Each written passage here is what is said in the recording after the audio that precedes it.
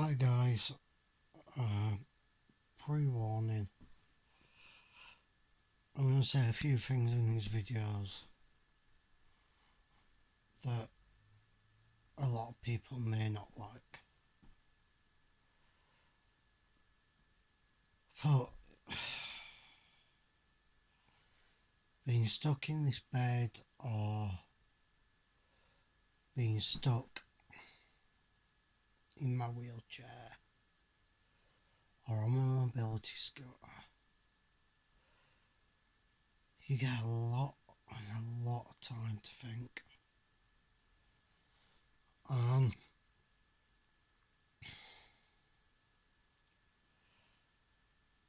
it very much saddens me to think that I've grown up in a time when we've always had rifts. Always. There's always been different things throughout the world going on. And not less politicians being politicians, celebrities being celebrities and thinking they're bigger than what they are. And yeah, even in recent years, finding out that a lot of children were groomed by very rich, very powerful, connected people resonates a lot with me. But also, this way we seem to be ripping shreds off each other at the moment is so unjustly, so unhuman thing I've ever come across. We have our view walls, which is only basically over power and land that none of us can take up with us. But for some odd reason, the Bolsheviks and all that side of the world seem to want to fight and argue over who owns what. End of the day, the earth owns the earth, not the other way around. We don't own it. Yeah. The earth was here many years before human species was about. And it gets me on to my next point. Yeah. Did Martin Bashir fake documents or whatever to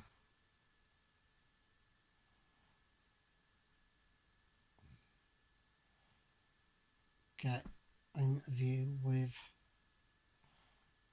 a high class royal? Maybe. But isn't that what making connections is? We fake who we are, we put this persona onto a world so that we can secure connections. Those connections in turn may land us a job somewhere. It may give us extra investment when you're looking at boardrooms, things like that. what actually did come out of that interview, if you ever watched it, which I'm sure you did, was how upset she was. Nobody, all this body language. Did she mean this? Did she mean that? Bloody, bloody, bloody, blah. This was a young woman in her prime. About to say about my age now, but I ain't exactly in my prime. Who was dealing with knowing from day one her marriage was a convenience. You know, when you thought that you'd fallen in love with somebody, to find out that actually, sorry, that person isn't in love with you. It's just a facade. It's something to be seen by the public and for her to bear him some airs because Camilla was already married. Can you imagine how hurtful that is to hear, whether you're male or you're female? And I'm to put up, I've never really been a royalist apart from Harry. I love Harry. I think he's probably the most down-to-earth people you could ever meet. He is the only royal family that has ever done some proper time in the military. I'm not talking about a couple of years here or a year there doing flying training. I'm talking about actual being in the MOD as a serving member of the British Armed Forces for 10 years. 10 years. And look at how we've,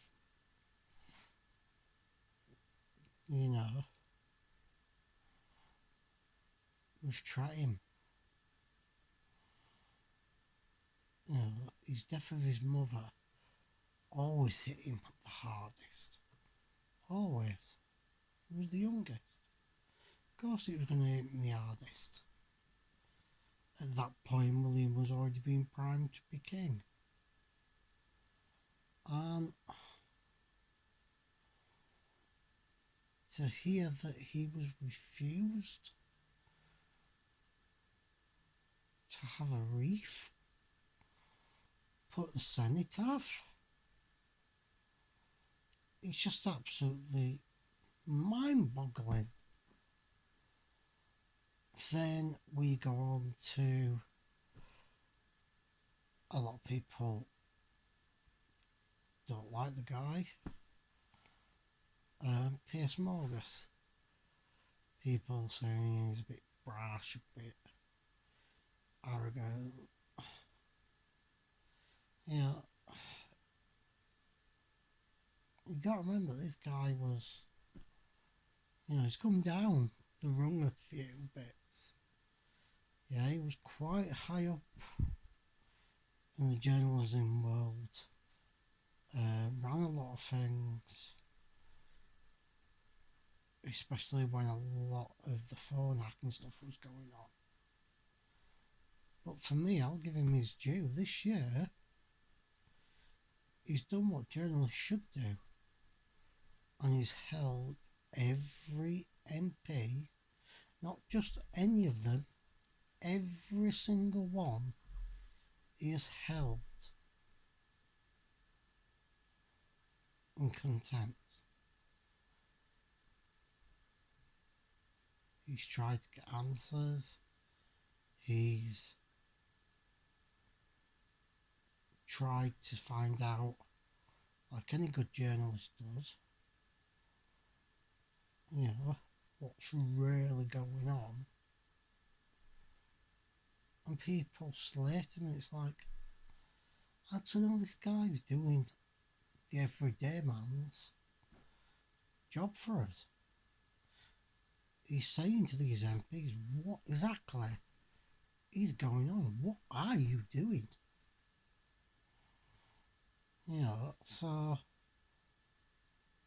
I suppose this video I wanted to put up because I think in this world,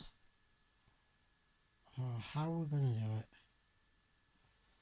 But I think we need more than ever to stop being so ideological about one thing, ideological about another thing. Live and let live, for instance.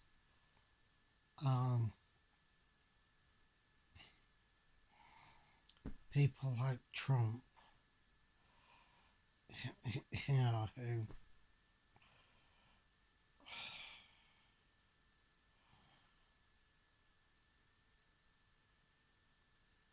I'm 36, nearly 37, I don't think I've ever come across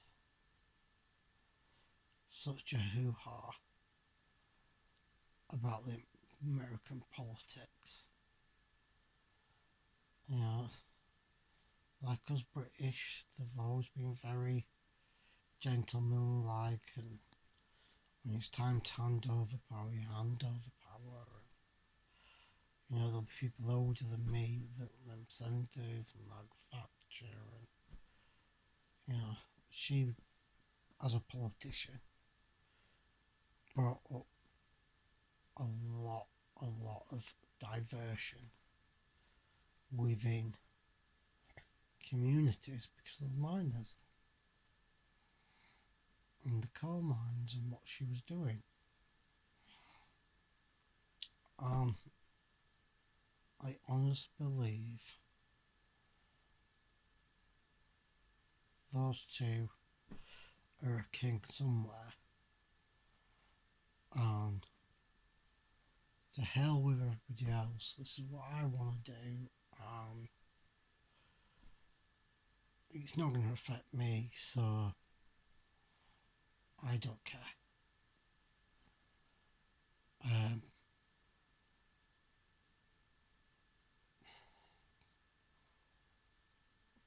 But I want to finish the video off and just saying,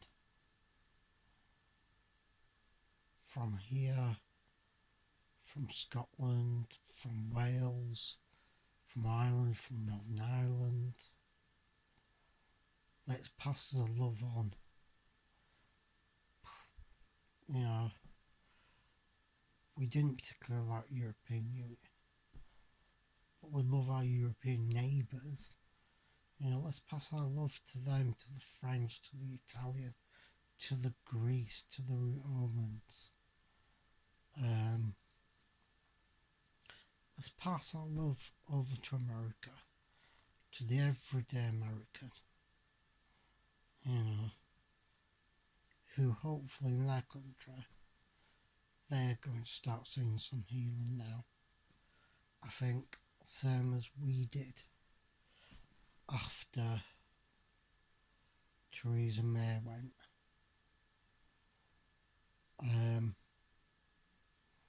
Love him or hate him, I think Boris has got some good policies at times. He just doesn't know how to power speech. And right now, Labour just don't seem to have anybody who can put a good spin on being a leader for the working class men. I think with this corona thing, whether you believe it, whether you don't, whether it's, you know, I've got friends from all over the world. Some people say that they think it's something else, other people think it's something else. Yeah, the one thing we can truly say about COVID is it's changed people's lives, not for the better, but for the worse. In one way or another, whether if somebody's caught it in your family, or whether you are in the very vulnerable group like me, like my Auntie Jenny's mum, like many people in this country who wouldn't be anywhere without their friends going shopping for them or the online stuff.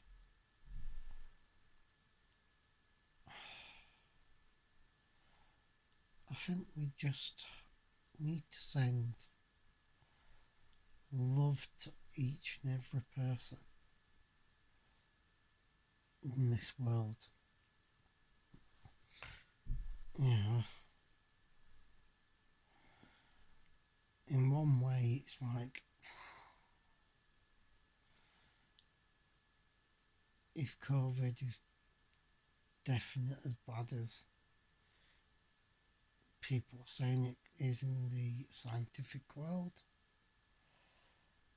then we damage the earth, whether we like to admit it, with our immune emissions, with losing forestry. Maybe this is the way the world is fighting back a little bit. But maybe also the human being itself, and this is where this video's gonna finish on a far right out there note, but I hope it proves my point that